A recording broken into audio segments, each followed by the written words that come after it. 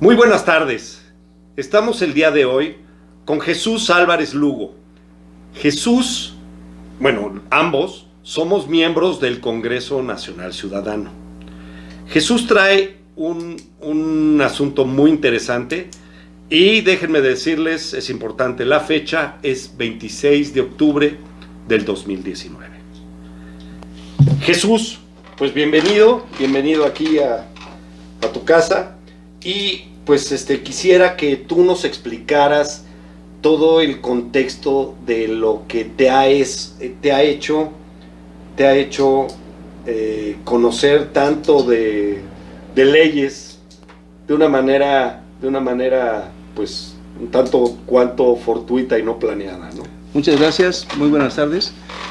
Efectivamente, Jesús Álvarez Lugo, del Congreso Nacional Ciudadano, 56 años cumplidos, 4 nenas, un matrimonio de 30 años. ¿Y dónde inicia esto? Esto inicia con una carrera que nosotros tenemos en electrónica industrial.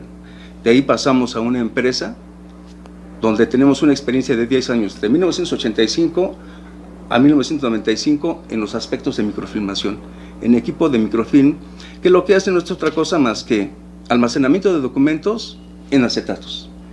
De esa parte, formamos la empresa Microingeniería, que es de la que represento, y tiene un ascenso. Hay una época boyante hasta el 2005.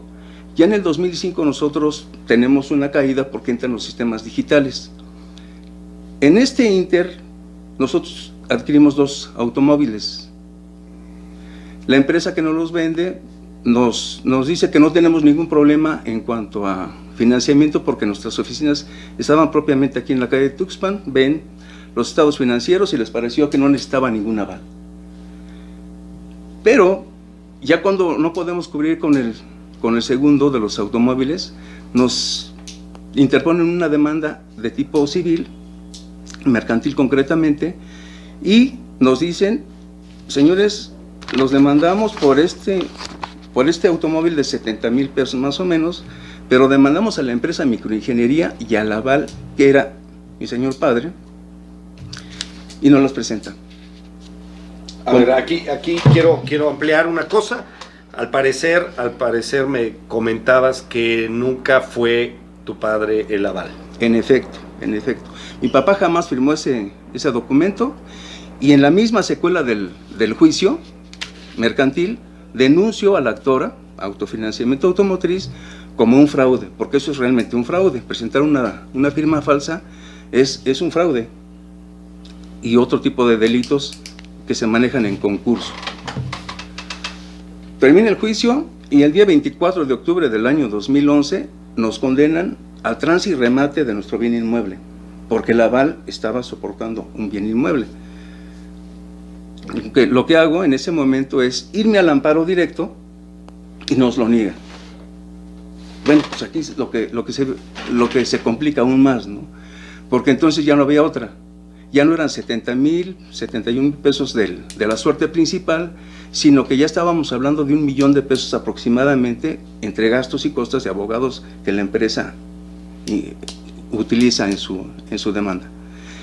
El mismo 24 de octubre, Jesús Álvarez presenta una denuncia en contra de la actora, que es Autofinanciamiento Automotriz, y a partir de ahí detenemos momentáneamente la ejecución de la sentencia. ¿Qué procede después de una condena? Pues efectivamente procede el trance, a lo que se esté llegando en los puntos que establece el juez. Y si el juez estaba estableciendo que se tenía que pagar la suerte principal, que eran los 70,000, más las cosas, se nos condenaba al trance y remate, pues definitivamente íbamos a perder el bien inmueble. 24 de octubre interponemos en la misma fecha la denuncia penal, que son 2 cosas diferentes. Una cosa es una demanda y otra cosa es una denuncia. Esto es una cosa muy importante, Jorge, porque me preguntabas hace ratito que si esto es una demanda. Esto es una denuncia penal. Esto va directamente a la autoridad de investigación. Lo cierto es que eso lo vamos a ver en la parte donde hablemos propiamente de esta denuncia. Ok, concluyo esta parte porque es muy importante.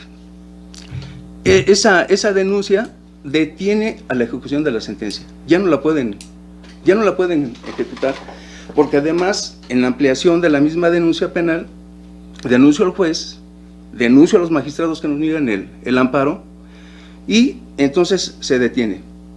Pero ¿qué pasa? Es aquí donde empezamos a notar que hay una corrupción verdaderamente atroz en el sistema judicial y todo lo que son ministerios públicos.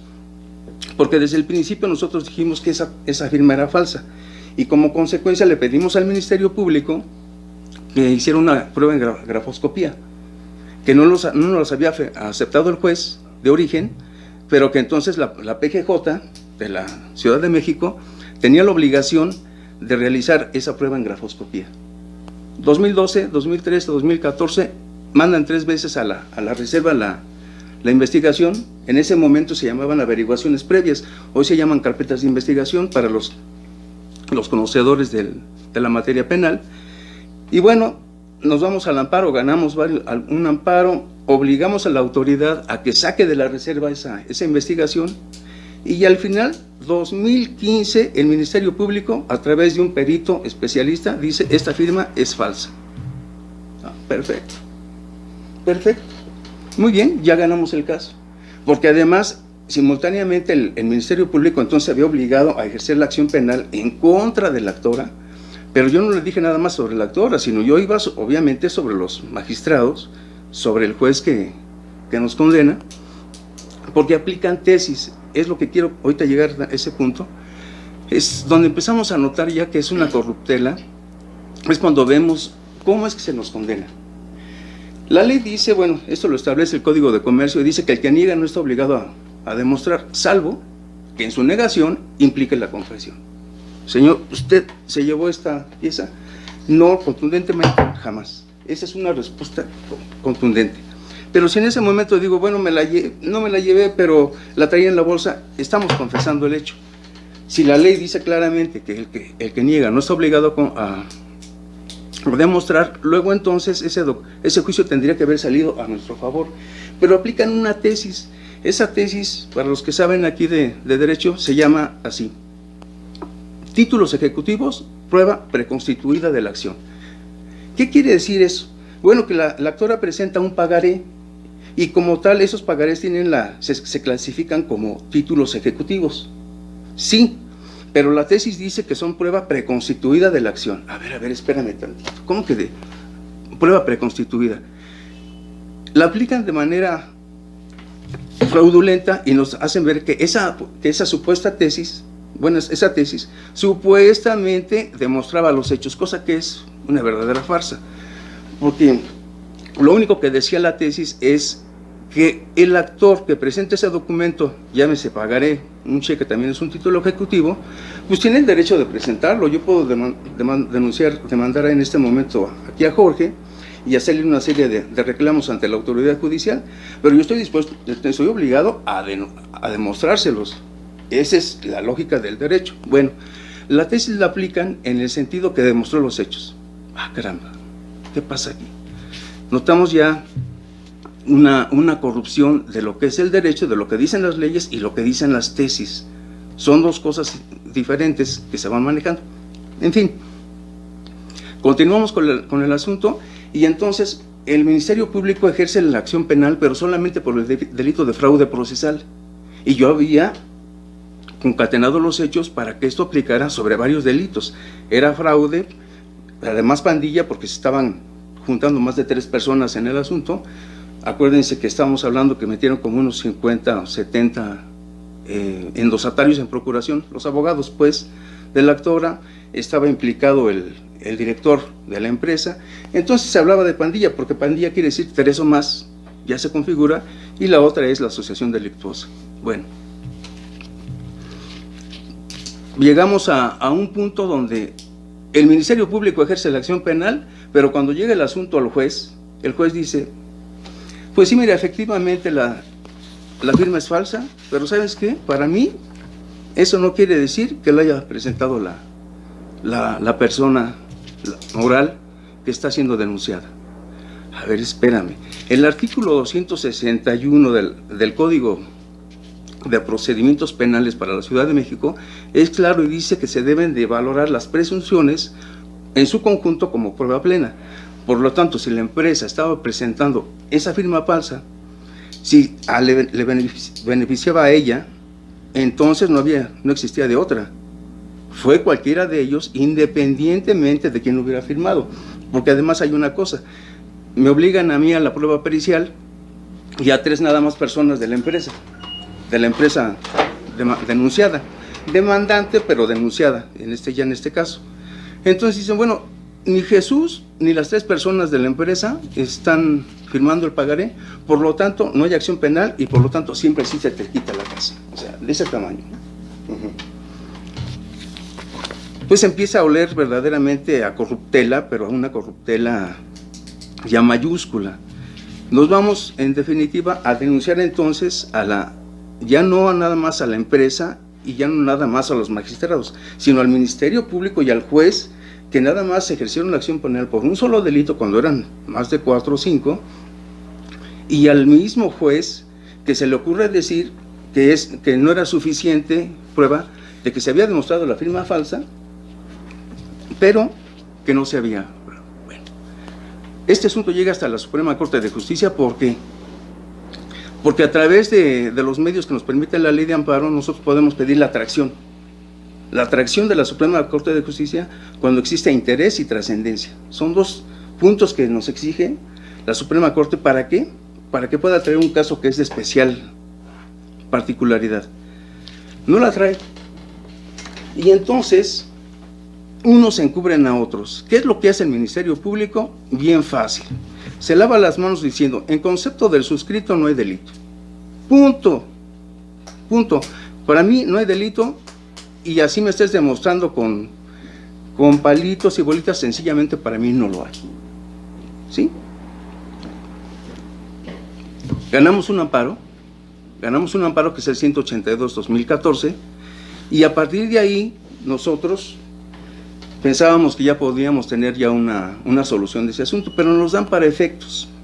Los abogados que nos escuchan pueden saber que los efectos de nada sirven. ¿Qué es lo que le dice el juez de amparo, o en un momento dado el tribunal colegiado del circuito a la responsable? La responsable es la demandada, que en este caso es una autoridad.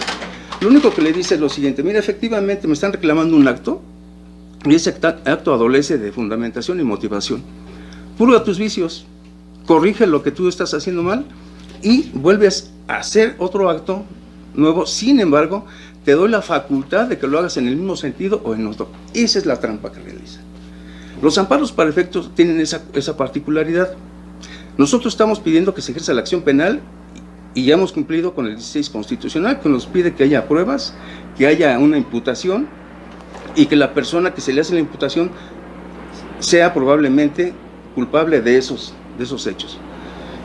Lo que hacen los jueces de amparo es empezar a dar amparos por donde quiera, pero simple y sencillamente para efectos, y esto lo hacen de manera genérica, no lo hacen para uno, lo hacen para todos. Yo he visto ahí en los tribunales, mucha gente se queja de esto. ¿De qué me sirve que me des un amparo si lo único que vas a hacer es que la autoridad haga otro nuevo, vuelva a hacer lo mismo? Vamos, si yo estoy reclamando que no ejerció la acción penal, la vuelven a no aplicar, y al final perdí 1, 2, 3, hasta 7, 10 años, los que sean. Eso es lo que se está pasando. Bueno, la tesis que nosotros manejamos en la denuncia es así: demanda de amparo, cómputo del plazo para presentarla cuando el acto reclamado se emite en cumplimiento de una sentencia que concedió la protección constitucional. O sea, el caso concreto que venimos hablando. Es decir, si a mí me dan un amparo, entonces después de que la autoridad responsable, que es la PGJ o puede ser la PGR, vuelve a realizar el acto reclamado, lo vuelve a dictar en el mismo sentido, en el sentido de no ejercer la acción penal, entonces yo tengo la posibilidad de irme a un subsecuente amparo, a un ulterior. Pero aquí lo que hace la Suprema Corte, por encima de que a alguien le pueda parecer que esto nos pudiera afectar, porque nos vamos a echar de enemigos a muchos de la Suprema Corte, pues en realidad esto está podrido.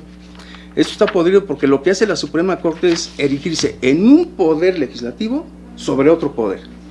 Esta demanda yo he demostrado que es criminal porque viola el principio de definitividad. ¿Qué es el principio de definitividad? Que yo tenía la facultad ya en la misma secuela del juicio de amparo, una de dos. Sobre el primer acto de aplicación, que fue el que a mí me informa la autoridad responsable, cuando me emite el nuevo acto, ¿sabes qué? Ya cumplí con la ejecutoria, aquí está nuevamente y no la aplico. No aplico la no acción penal.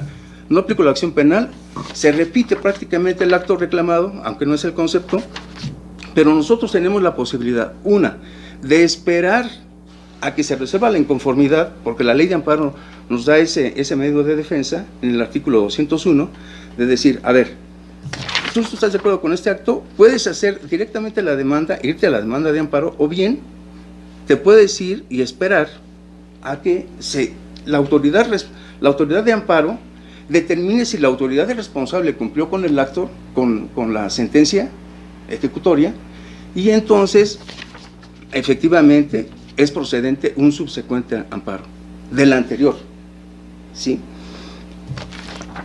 No lo hacen, y no es el único caso. Esta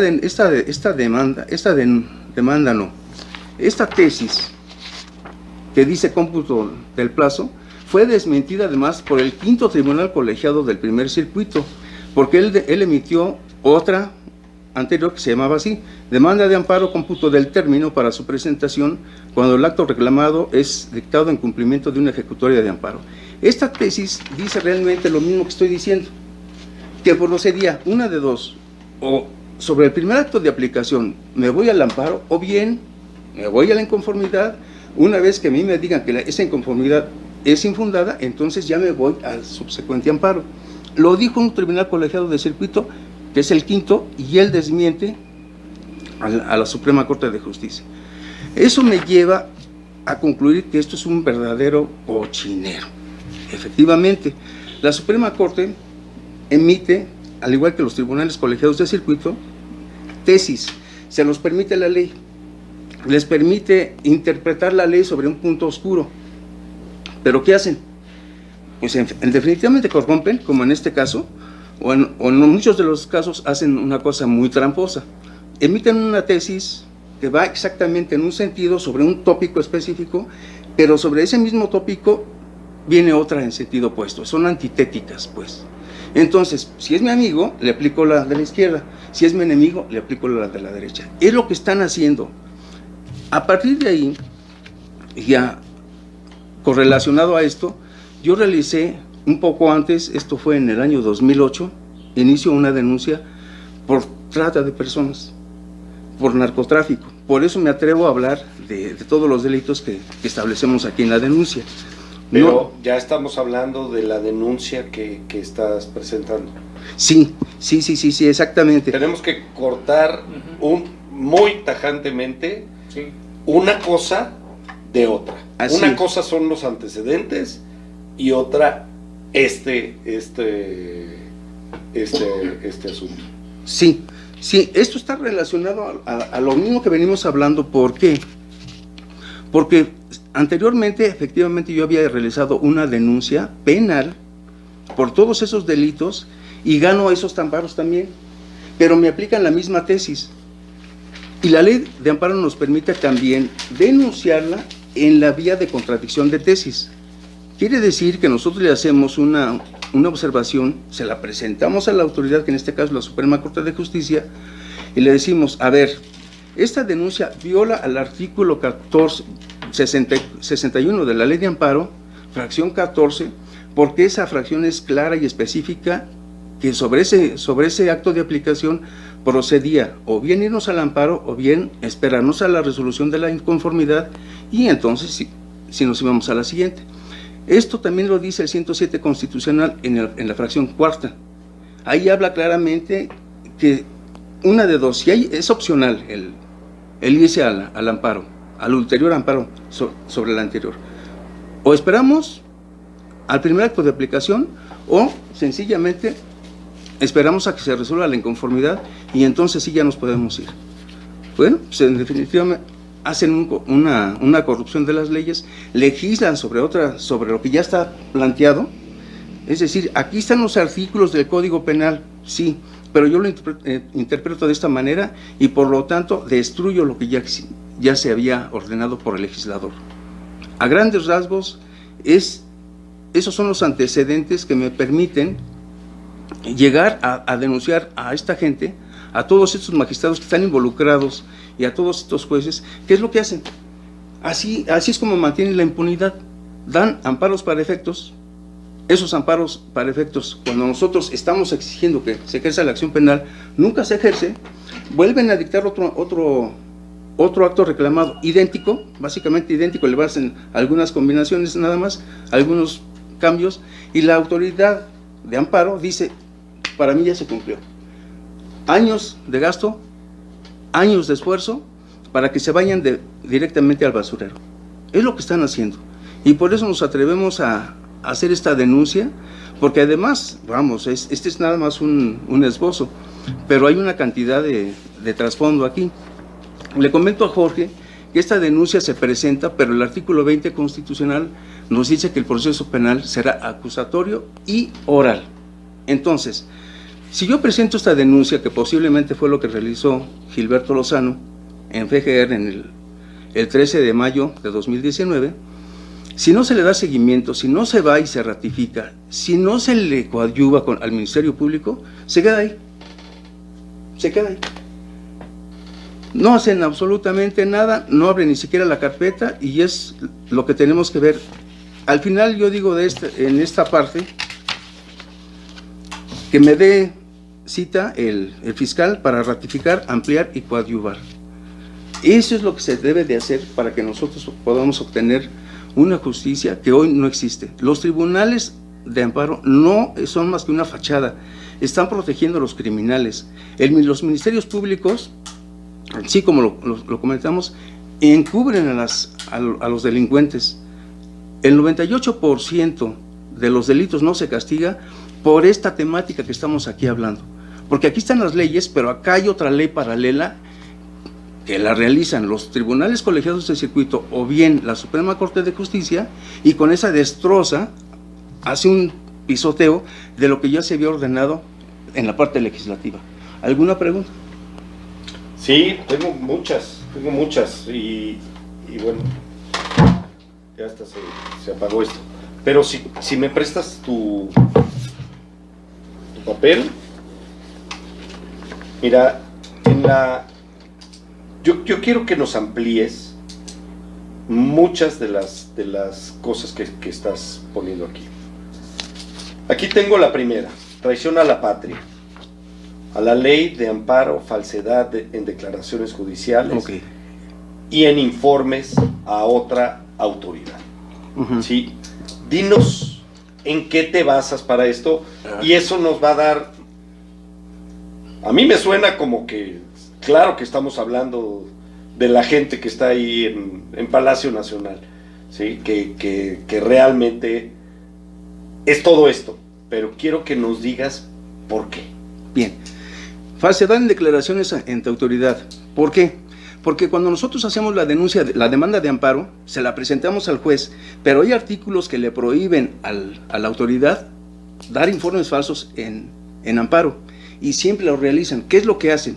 Primero que nada, como no tienen otra, sí dicen que efectivamente el acto reclamado es cierto, pero después dicen una serie de mentiras, como por ejemplo que los delitos no se configuraron, dicen por ejemplo que existen causas de sobreseimiento, y esas son falsedades que son punibles tanto en la ley de amparo como en el Código Penal, artículo 225, una cosa así.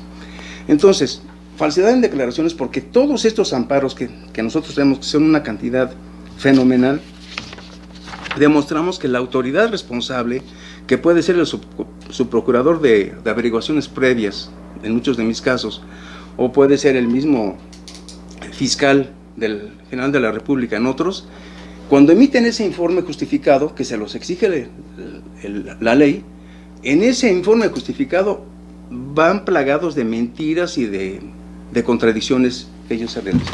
Por tanto, eso de falsedad en declaraciones se configura claramente en varios de mis amparos, que al final pues los... ¿Contra quién? Contra las autoridades. ¿Cuáles son las autoridades? Las autoridades a las que se demandan en una demanda de amparo es propiamente la PGJ, la PGR, que se llama así, responsable. En una demanda de amparo, compañeros, no se demandan a personas, se demandan a la autoridad. Se hacen las demandas contra la autoridad responsable, y esa responsable, que puede ser la que emitió el acto PGJ, PGR, debe de conducirse con probidad, con seriedad, con verdad. Y lo que están haciendo en los informes justificados, que se llaman justificados, es justificar nada, porque lo único que dicen, sí, en realidad sí es cierto que existe ese acto reclamado, pero se le debe de negar, se le debe de sobreseer, se le debe de negar por esto, por esto, por esto. Son falsedades, y lo demostramos no en uno, en cantidad inmensa. ¿Cuál otra me preguntaste? Sabotaje, conspiración, pandilla, asociaciones delictuosas. Así es. La autoridad responsable no nada más es una. Es un ente, que es la Procuraduría, pero tiene representantes, que es en primera instancia la que dictó ese acto, que puede ser, por ejemplo, su procurador. Pero después mandan a otro, que es el que lo representa, y ese sigue con las mentiras. Ya van dos. Después presentan a otra cantidad de representantes que siguen con las mentiras. Pandillas son tres o más. Asociación delictuosa se configura cuando dos, tres o más personas participan en los mismos hechos delictuosos. Traición a la patria. Traición a la patria es muy interesante porque yo sé que Gilberto Lozano presentó esta denuncia, y he escuchado mucho que habla de realizar actos contra la independencia, la soberanía o la integridad de la nación mexicana. Sí, pero ¿cómo? ¿Cómo se están realizando esos actos? Bueno, pues hay que darnos cuenta que, por ejemplo, con los tratados que realizó en diciembre y que firmó Marcelo Ebrard, efectivamente se está violentando la independencia, la soberanía y la integridad de la nación mexicana, con la finalidad de someterla a grupos o gobiernos extranjeros. Vienen en las mismas caravanas extranjeros, Marcelo Ebrard, López Obrador, están regalando dinero nuestro sin ninguna autorización a esos gobiernos extranjeros, y entonces sí se configuran esas conductas ilícitas. Está, por ejemplo, la 2, dice: tome parte en actos de hostilidad en contra de la nación mediante acciones bélicas a las órdenes de un gobierno extranjero, o coopere con este en alguna forma que pueda perjudicar a México. No puede, ya lo perjudicó. Están destrozando a los indígenas. Esta gente que viene de El Salvador, que viene de Guatemala, están causando destrozos y ya están en los medios de comunicación. También hay africanos. ¿Cómo llegaron los africanos a Centroamérica? Vienen en el mismo paquete, esto está planeado. Sí, pero ¿qué paquete? ¿Cómo es ese paquete? ¿Sí? Pero bueno, no te corresponde a ti decirlo, pero hay africanos haciendo destrozos también Así es. En Chiapas. Uh-huh. La 3 dice: forma parte de grupos armados dirigidos o asesorados por extranjeros organizados dentro o fuera del país. López Obrador se reunió apenas con Díaz-Canel, ¿sí?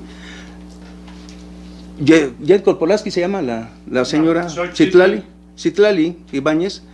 Han declarado públicamente que asistieron, y además hay videos de que asistieron al foro de Sao Paulo, de que realmente están cooperando con la ONU para hacer un destrozo del país, para poner a las órdenes de gobiernos extranjeros al país, para desangrarlo. Entonces, cada una de estas conductas se le presenta a la autoridad. Ahorita estamos haciendo simplemente un ejercicio muy somero, pero esta información que estoy aquí planteando se le tiene que presentar a la autoridad investigadora, que es en este caso el fiscal. Si nosotros nada más nos quedamos en la presentación o aquí dar un discurso más o menos ordenado, pero si no se lo presentamos de viva voz, si no se lo decimos esto al fiscal, a sus ministerios públicos, entonces pues va a quedar definitivamente en los medios, van a quedar en los comentarios, pero no trasciende. La presentación de esta denuncia penal, compañeros, es muy importante, porque entonces fijaría un precedente un precedente ya de carácter legal e internacional, porque lo que nos pide el Estatuto de Roma es que agotemos las instancias en México. Los países parte, que no nada más es México, son varios, deben de demostrar, para acudir a la Corte Penal Internacional, que en el país donde se están realizando esos actos que estamos aquí denunciando, que el narcoterrorismo, lo que acaba de decir ahorita el senador Madero, de manera cronológica, masacre en Minatitlán con fecha tal, masacre en Culiacán con fecha tal, todos estos actos son narcoterroristas. Está demostrado que ahí intervienen bandas del narcotráfico. Esas bandas del narcotráfico están ligadas a López Obrador, porque López Obrador, al hablar de amnistía, habló de perdón a criminales. Por lo tanto, sí le podemos hacer una imputación, pero no puede quedar nada más en los medios. No es suficiente que quede aquí. Es relevante que esto lo presentemos ante la autoridad.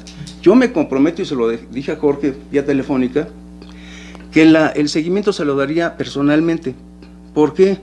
Porque conozco ya los trucos y las mañas de esta gente. Lo que van a hacer si yo lo presento solo, va a ser una cosa: aventarlo al baúl. Y yo voy a tener que estar yendo cada 15 días, cada 20 días, cada mes, o cada una cantidad de tiempo infinito, y lo único que van a hacer es, véngase mañana, véngase pasado, no le van a dar. Si nosotros vamos en equipo, si esta denuncia nos la presentáramos en hoja membretada del CONACYT, si lleva varias firmas, no nada más es un asunto moral. Esta gente le tiene terror a la organización, le tiene terror a que vaya la gente asesorada. ¿Tenemos los suficientes elementos? Sin duda que sí, porque podemos demostrar, ahorita lo estamos haciendo en un ejercicio muy rápido, pero tenemos elementos para demostrar que la Suprema Corte de Justicia, a través de las tesis, corrompe la ley, se erige en un nuevo legislador y así mantiene el status quo de impunidad. ¿Por qué salen tan fácil los delincuentes? Pues muy fácil, porque a un delincuente sí le corrigen sus deficiencias. Se llama suplencia de la queja. Los abogados lo pueden entender. La ley de amparo anteriormente, la que terminó en 2013, mayo más o menos, decía que la suplencia de la queja era específicamente para los criminales, para los señalados o los imputados. La nueva ley de amparo supuestamente amplía esa suplencia de la queja y se los concede también a las víctimas, pero es falso. En los amparos que yo tengo cantidad, me dicen, después de que presento los juicios de tipicidad, que hago una relatoría de los hechos con su correlación de pruebas, dicen, pues le vamos a dar el amparo para efectos, pero además le vamos a suplir la suplencia de la queja. ¿De qué me suples?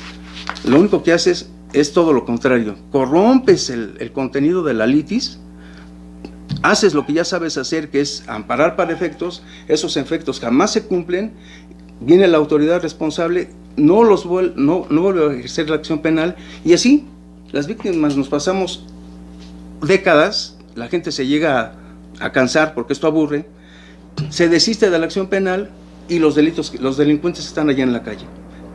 Si no lo realizamos de esta manera, si no nos organizamos, si no le damos un seguimiento ante autoridad, todos los videos que hagamos, que son muy ricos, que tienen mucha sustancia, se van a quedar únicamente en el aire.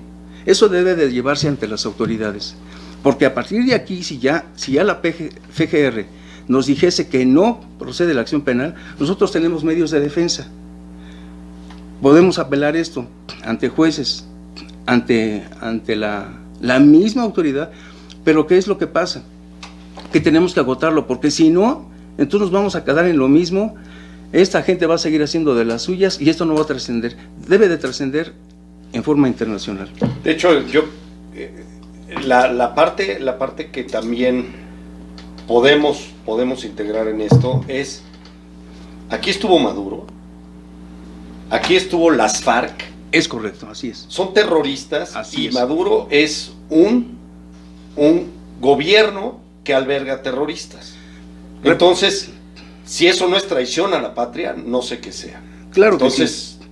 Además, el periodista, precisamente en el mismo tenor, el periodista Carlos Marín le hace una entrevista a este señor, ¿cómo se llama? Fernández Noroña, rápidamente, y le dice, oiga, usted dijo claramente que admira a Maduro. Noroña se sale por la tangente, no contesta como siempre, porque es un bravucón, y le empieza a dar una boleada ahí al periodista.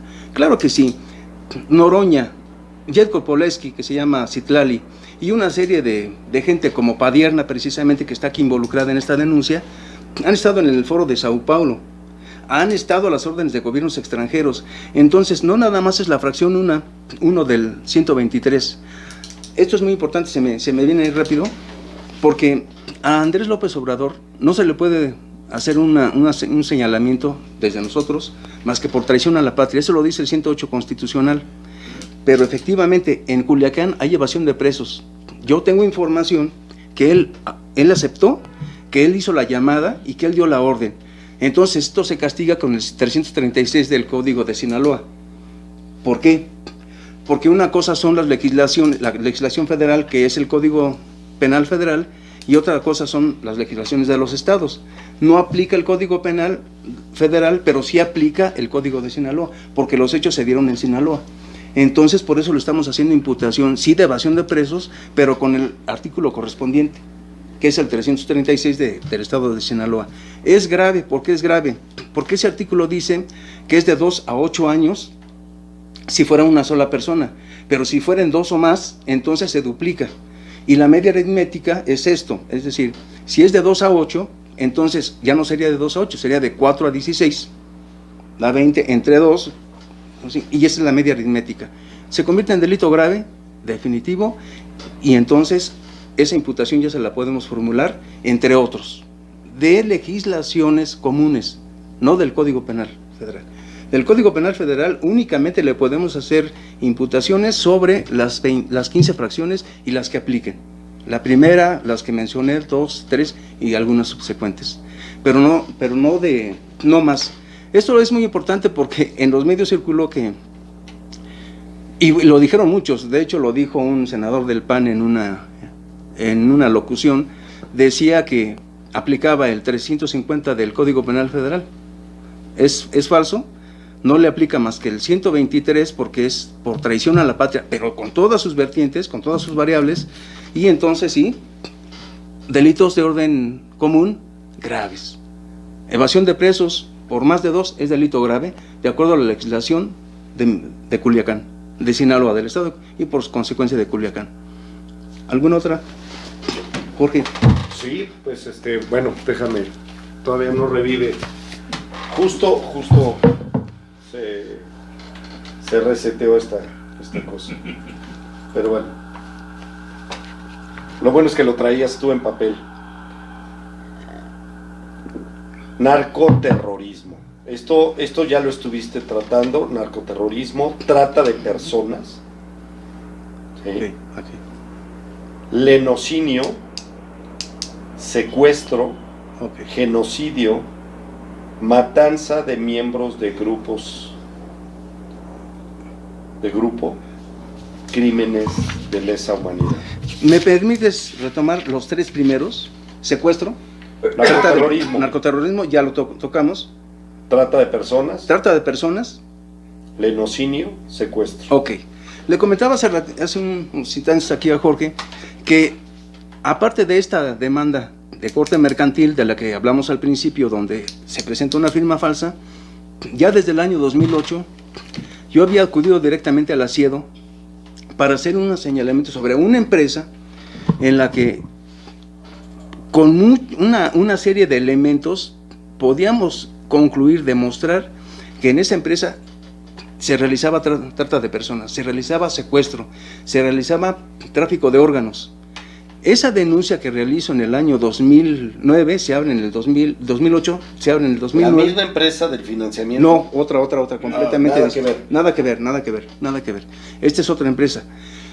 Sobre esta empresa hacemos imputaciones desde 2008, al final se abre la investigación en la PGJ de la Ciudad de México y se abre con el número, es más, la voy a decir, es FDS, F de Fiscalía, D de Delitos, S de Sexuales, se repite, diagonal 6, T1, que es el turno, 014, 009, 01.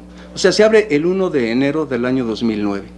Esa denuncia me lleva también varios años en aterrizarla, se envía lo mismo que la otra, la del primer caso, se envía 3 veces a la reserva, es lo que hacen los ministerios públicos en concepto del suscrito, perdón, no hay delito. Eso ya es una verborrea que se la saben siempre. En concepto del suscrito no hay delito y como consecuencia no se ejercita la acción penal. Sí. Nos vamos al amparo y el mismo caso. Nos aplican la tesis cómputo del plazo, lo que estamos hablando. Esta tesis, hay una compañera que hizo un comentario, abogada, en el sentido que también se la hicieron a ella, se la aplicaron. Claro, se la están aplicando a todos. Se la están aplicando a todos porque no les conviene. Miren, compañeros, esto es muy importante. Esta tesis lo que hace no solamente es violar a un artículo, lo que hace es darle impunidad a las responsables, porque las responsables no pueden repetir los vicios de la primera vez. Se llama incumplimiento de sentencia, incumplimiento de ejecutoria, y esos funcionarios, que en este caso, en mis casos concretos, está involucrada, por ejemplo, la señora Godoy, aquí de la Procuraduría de Justicia de la Ciudad de México, debe de ser puesta ante el juez federal, así lo ordena la ley de amparo, del 192 hacia arriba, que esa autoridad debe de ser puesta ante el juez federal, debe ser destituida. Entonces, cuando nos vedan a nosotros la posibilidad de irnos a la inconformidad, lo que están haciendo es darle impunidad a esos responsables. Por eso es tan importante esta tesis. Demostrar, yo lo he demostrado, es más, aunque me acordé, en la misma publicación que sale en el Semanario Judicial de la Federación, ustedes abren el IUS en internet, se presiona IUS y nos va a mandar al Semanario Judicial de la Federación, sacan la tesis y al final hay un comentario que ellos hacen. Dice, esta tesis fue objeto de la denuncia relativa a la contradicción de tesis 131-2018. Esa contradicción de tesis es de Jesús Álvarez. Se la presenté a la Suprema Corte, ellos dicen que la desecharon por improcedente, pero es una total falsedad, porque es perfectamente procedente. Les he demostrado con bolitas y palitos que esto que hicieron con la demanda del cómputo, es decir, vedarnos la inconformidad, lo que ellos están diciendo en otras palabras muy sencillas, es decir, mira, ¿te volvieron a aplicar la no acción penal? Sí, vete al juicio, pero nomás vete aquí, en el primer acto de aplicación. Ya no te vayas a la inconformidad, porque si te vas a la inconformidad me vas a meter en problemas a mis protegidos, que son las responsables, que son funcionarios con nombre y apellido. En este caso, la señora Godoy, Ernestina Godoy, titular de la PGJ, está incumpliendo con sentencias y ya tendría que estar siendo puesta ante el juez federal, despojada de su puesto, quitada, destituida y puesta ante un juez. Es lo que están haciendo con esa tesis. Entonces no es cosa menor. A mí, en lo personal, como un comentario, a mí no me interesa aventarme un pleito con toda la Suprema Corte de Justicia, si estoy demostrando con hechos y pruebas que lo que están haciendo es una destrucción del derecho, una corrupción, se están erigiendo en un nuevo poder legislativo, y entonces con eso destruyen todo lo demás, porque en el Semanario Judicial de la Federación no es una tesis, compañeros, estamos hablando de miles. Ustedes la abren sobre el tópico jurídico que se trate, les saca un menú enorme. Así lo hacen. Con tesis destruyen al derecho verdadero. Con tesis borran al legislativo. Con tesis dejan en libertad a los secuestradores. Con tesis el narcoterrorismo que hoy nos domina, que hoy tiene a la patria a los pies del crimen organizado, ¿quién lo auspicia? La Suprema Corte de Justicia de la Nación, y se los he demostrado. Ellos lo dicen en esta publicación que realizan en el Semanario Judicial de la Federación, que esa contradicción de tesis, la 131-2018, fue objeto, mediante esa contradicción, su tesis demanda cómputo del plazo. Entonces, ¿el asunto es grave? Sí, bastante grave. ¿Qué hacemos con esta denuncia? Se presenta, se acompaña de firmas, pero el seguimiento se lo da Jesús Álvarez. No se preocupe. Bueno, la trata de personas, ¿por qué está metida en esto? Por la denuncia de la que hablábamos hace ratito. Esa denuncia que realizó en el año 2008, que se habla hasta en el 2009, habla de denuncia de trata de personas, lenocinio, narcotráfico, secuestro, Son delitos gravísimos que no puedo profundizar porque son temas que la misma ley me podría causar alguna problemática. Las autoridades se protegen mucho con circunstancias de que esto es de información reservada. Pero lo que sí puedo decir es que esa investigación, la 14 que mencioné hace ratito, se mandó 3 veces a la reserva. Se me dio el amparo para efectos y al final se me aplicó esta ley para echar todo al basurero. Por lo tanto, no es válida la sentencia que se realizó ahí, en el amparo 925-2015. ¿Por qué? Porque lo que están haciendo, 2013, perdón, y que termina en 2015, no es válida porque ahí estamos demostrando que hay empresas en México que tienen una pantalla que se hacen llamar corporativos. Esta empresa se llama Corporativo Diamante concretamente, ¿sí?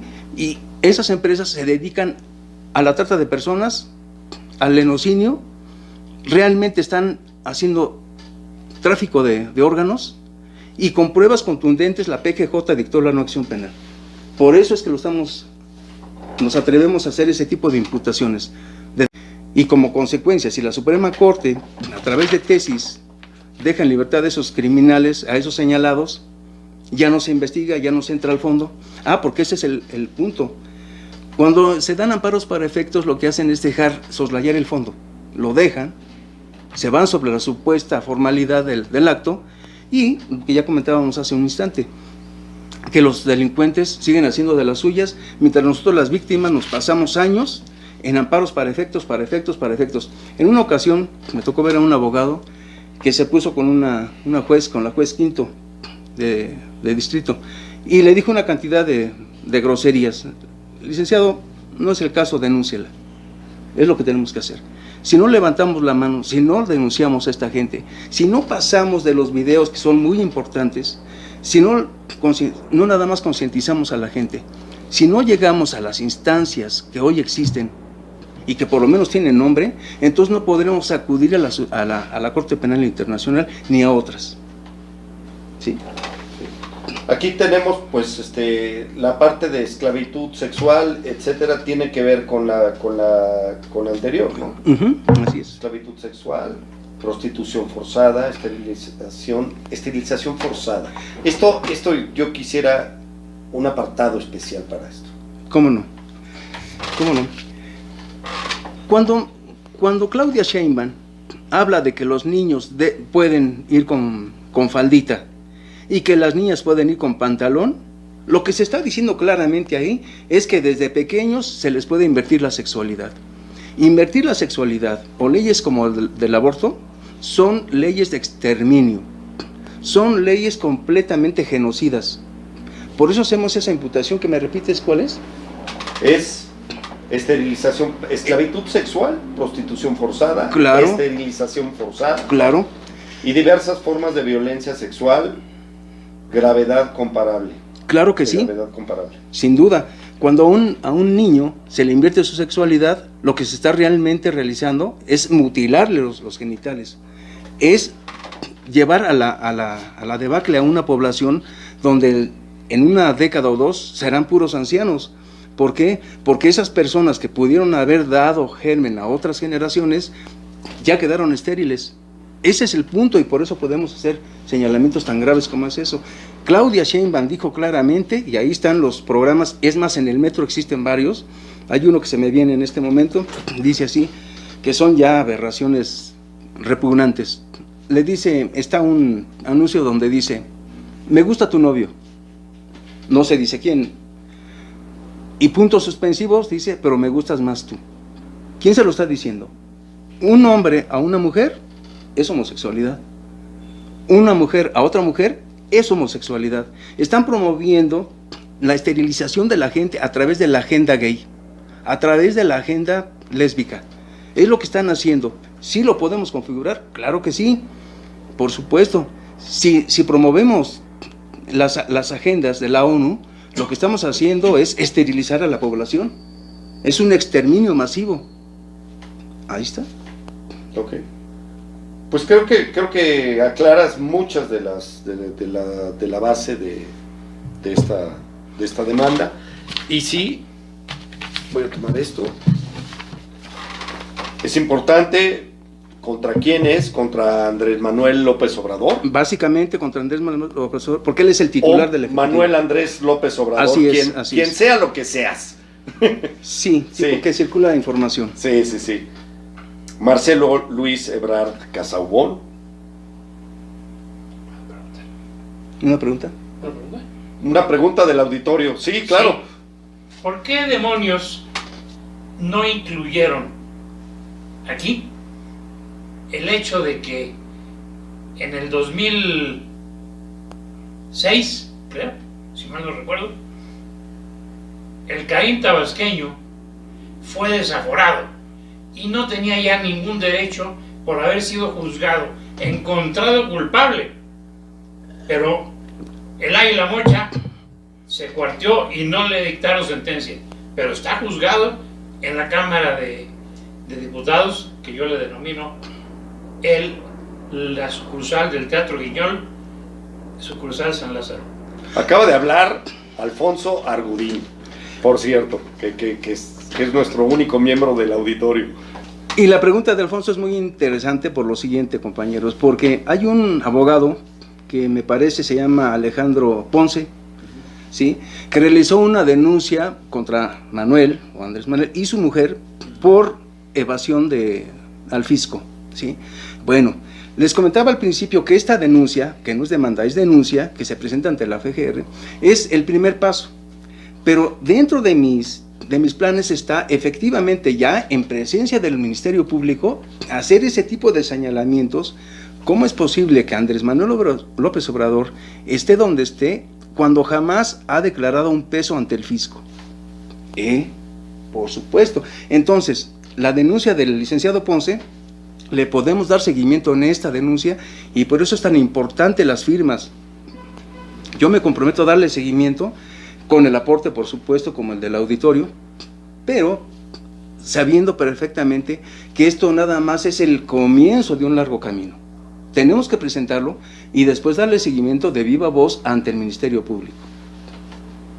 Sí, pues repito, es contra Andrés Manuel López Obrador, contra Marcelo Luis Ebrard Casaubon, que pues es el que está firmando pactos internacionales sin tener la autorización. Sin tener la autorización y además poniendo en riesgo a nuestra nación. Inclusive porque, aun cuando tuviera la autorización de Andrés Manuel, México ha firmado tratados internacionales como el Pacto de Costa Rica, donde contradice precisamente esta invasión que se nos está presentando, con tratados traidores como lo que están haciendo Marcelo Ebrard con la anuencia de Andrés Manuel, ¿sí?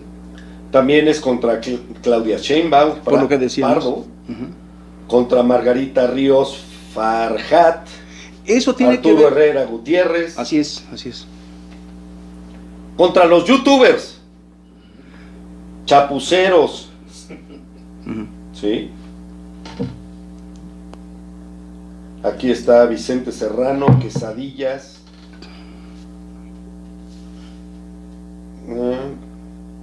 Los encabezados, campechaneando. ¿Por qué? ¿Qué pasa? Platícanos Sí, a estos youtubers. ¿Cómo no? Claro que sí. Son gente que está provocando una polarización en la sociedad, está clasificándonos, está realmente manejando una política de odio, que está dirigida por el mismo Andrés Manuel y la ONU. ¿Para qué? Para que la gente se divida, para que exista una colisión entre la misma sociedad, entre fifís neoliberales. Que yo no utilizo ninguno de esos términos para no darle alusión a la agenda que tiene, como dice mi buen Argudín, el Caín tabasqueño. Sí, entonces la libertad de expresión está acotada, está plasmada en el texto constitucional efectivamente, pero tiene un límite. Sí, que no se meta con los derechos de terceros, que no se meta con la vida privada o que no provoque algún delito. Pero si demostramos que toda esta gente es copartícipe de los delitos de López Obrador al estar haciendo publicaciones amañadas, mentirosas, y lo único que están haciendo es polarizar a la población, es copartícipe y deben de ser perseguidos en instancias internacionales. Ok, me parece interesantísimo. Contra Miguel Ángel Aguilar López, Emma Mesa Fonseca, Guadalupe Olga Mejía Sánchez, María Guadalupe Jiménez Duardo, José Antonio Acevedo Castro, magistrados y secretarios de estudio, acuerdos del 9º Tribunal Colegiado. En el mismo tenor, porque Ok. en el mismo tenor que hace un segundito, hace unos instantes decíamos, toda esta gente es copartícipe. ¿Qué hacen además de lo que mencionábamos de los amparos para efectos? Esta gente traiciona la ley. Voy a dar un ejemplo. El artículo 104 de la ley de amparo nos permite el recurso de reclamación, ¿sí? Pero debe de llevar un tratamiento, precisamente es un trámite. Cuando nosotros presentamos una queja, por ejemplo, que está plasmada en el 197 de la ley de amparo, entonces el juez dice, bueno, me están presentando una queja, se la remito al tribunal colegiado, que es la alzada.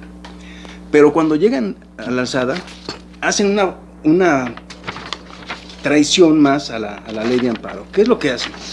Se vienen, yo le llamo en manada, se llama pleno, pues. Sí, pues es una pandilla. Es una pandilla, sí. Pues Andrés Manuel López Obrador siempre ha sido un porro. Totalmente. Y actúa como porro hasta como presidente. Así es. ¿Y qué podemos esperar de él? ¿Algo institucional? No. Si la cabeza está podrida, lo de abajo también está que apesta. Bueno, es lo que hacen. Llega el recurso de reclamación, ven que no les conviene porque los argumentos que estamos plasmando ahí involucran a sus propios servidores y a sus anteriores, ¿y qué hacen? Se vienen en manada y la desechan. Eso es una traición al artículo 41 de la Ley Orgánica del Poder Judicial de la Federación. Ese artículo 41 de la Ley Orgánica dice claramente que el presidente es el único que puede dictar en ese trámite, no el pleno. Precisamente, esto es como una nueva demanda, es un nuevo procedimiento, es como si yo en este momento demando a Jorge y le llega el asunto al juez y el juez dice, condeno a Jorge, a ver, espérame tantito, preséntame las pruebas que efectivamente, es un ejemplo que es lo que están haciendo. A rajatabla, prostituyen los artículos de las leyes adjetivas y desechan en pleno. Ese es un solo ejemplo. Oye, aquí hay una cosa que me viene a la mente en toda esta asociación delictuosa. Si el comando que se hizo allá en Sinaloa, ¿sí?, si era del conocimiento de López Obrador, probablemente fue hasta hecho para fallar. Y lo segundo, si no estaba enterado, ¿sí?, él fue el que lo hizo fallar al intervenir con el aval de Libérenlo. El culpable es López Obrador, ni nos hagamos. Es López Obrador el señor gato del narcotráfico, el señor gato de todos estos criminales. Él le sirve a intereses extranjeros, él no le sirve al pueblo mexicano, él está sirviendo a agendas completamente criminales que hoy nos están haciendo pedazos. Por supuesto que lo de Culiacán es obra de López Obrador, es copartícipe, es un criminal y tenemos que decirlo con todas sus letras. Sí. Tengo pues aquí gente del tercer tribunal, esto es cuestiones. Fernando Córdoba del Valle, ¿sí?, y Joel Humberto Mendoza Mancilla, contra jueces, ¿sí? Pues aquí hay mucha gente involucrada desde la polarización de nuestro país, que es también inaceptable, y qué interesante es saber que se puede demandar por esa polarización a la cual hemos sido víctimas, y víctimas propiciados por Andrés Manuel López Obrador, que es el primero en tener un lenguaje totalmente vinculado con la agenda de Fidel Castro a Hugo Chávez y que después se convirtió en el Foro de Sao Paulo. Y un dato más, Jorge, muy importante. En Venezuela dejaron crecer el asunto a tal grado que hoy todo está controlado. Los medios dicen lo que se le pega la gana a Maduro. Entonces no podemos permitir que gente como chapuceros, Vicente Serranos, estén hablando lo que se les pega la gana para apapachar al jefe cuando están cometiendo delitos. El sexto constitucional es grave. Está acotada su libertad. Mira, y esos marranos de los chapuceros y todos esos, ¿cómo se pusieron con esta mujer que dijo esa desafortunada aseveración y no hicieron ni una mención sobre el Salmerón contra un crimen hecho? La otra fue una imprudencia, lo que haya sido, pero el otro fue un crimen consumado. Y llamar a estos desgraciados valientes es inaceptable. Así es. Una pregunta del autor. Y que estos chapuceros no hicieran mención de nada de eso, ¿sí? Total, bola de vendidos. Son esbirros, por supuesto que sí. Son esbirros, son gatos del mismo crimen organizado y los tenemos que llevar a cortes. Punto. Que, como lo decimos aquí y como lo plasmamos, que nos contesten estas imputaciones ante los tribunales. Pero ahí estaban de arrastrados. Así es. En Acapulco, con López Obrador dándole la mano y con el secretario de Turismo. Y el hijo del secretario de Turismo haciéndolos llegar directamente con el Caín tabasqueño. ¿Qué pasó? ¿Qué pasó? Que estaban levantando la mano. Ya nos estamos calentando con esto. Yo también. Hay algo que hay que aclarar. Este mugroso desgraciado del Caín tabasqueño, no conforme con haber apoyado al individuo, ahorita se me va el nombre, de los estudios que tuvo que renunciar, por andar diciendo estupideces de que eran gentes valientes los asesinos de la Liga 23 de septiembre. Pásate para allá para que vean tu fleco. Le dio el miserable del Caín tabasqueño, le dio la medalla Belisario Domínguez a la mamá de uno de los integrantes de la Liga 23 de Pues son tipos terroristas, y asesinos. Vean, ¿sí? Por favor, les invito a que vean mi video de ayer o antier, no me acuerdo ahorita en cuál, en donde yo menciono eso. La medalla Belisario Domínguez ya vale a partir de ahora para puras vergüenzas por andar haciendo eso el Caín tabasqueño. Claro. Ahí está Claro. Es una vergüenza mundial lo que está pasando con nuestro país. López Obrador nos está dejando en ridículo internacional y no lo podemos permitir. No podemos tolerar este tipo de injurias al Estado de Derecho. Sí. Tenemos que levantar la voz. Una denuncia no es sencilla, compañeros, porque evidentemente implica una presión desde social, desde cada palabra que se dice. Hay que tener mucho cuidado y yo por eso les digo, quien lleva el control de esta situación va a ser un servidor. Las firmas que logremos recabar simplemente son un refuerzo para que la autoridad se dé cuenta que somos un grupo organizado, que no nos va a ver la cara, porque en nuestro caso, yo lo presento y como decíamos en algún comentario, sí, puedo alargar este asunto 3, 4 años más, pero la sociedad del país no aguanta más.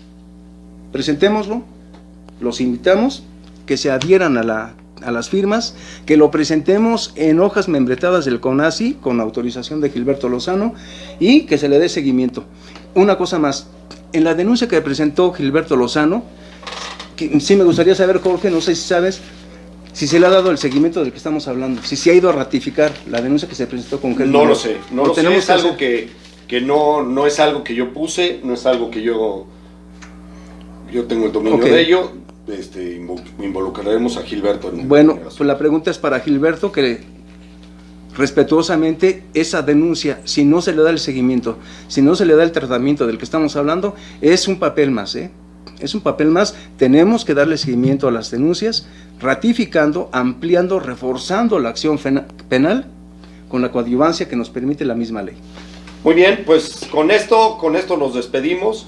Aquí estamos precisamente con Jesús Álvarez Lugo, con Alfonso Argudín. Una observación nada más. El día de hoy en la mañana me desayuné con algunos miembros de las Fuerzas Armadas, unos retirados, otros del servicio activo todavía. Todos están que echan espuma. Están hartos de este miserable. Pero Pues es que es indignante su actitud. Es indignante su actitud. Uno de ellos, que ya está retirado hace muchos años, me dijo: Alfonso, ten cuidado, tú hablas muy fuerte. Tengan mucho cuidado porque estas gentes, a la hora que los quieran desaparecer, los van a desaparecer. O a la hora que los quieran trabar, les echan la ley encima, alguna cuestión, evasión fiscal, alguna, aunque no sea cierto, pero los van a trabar. Ten mucho cuidado, se los paso al costo. Sí, muchas gracias, pero al propósito de lo que dice, amigos, en mi caso tengo miedo, por supuesto, como un ser humano lo tengo, pero tengo tengo pánico de presentarme ante mi creador y callar ante toda esta porquería que se está dando en el país, no levantar la voz cuando tenemos argumentos jurídicos que nos dan las leyes y presentar esto para que esto trascienda y se termine con esta porquería. Muchas gracias. Bueno, y yo, Jorge Goñi, y me despido, los tres, aunque Alfonso Argudín nos tiraba de que no estaba como miembro del Congreso Nacional Ciudadano, ya lo es. Somos los tres miembros del Congreso Nacional Ciudadano, y pues un abrazo a todos los de bien, y a los que no, pues no. Gracias. Gracias, hasta luego.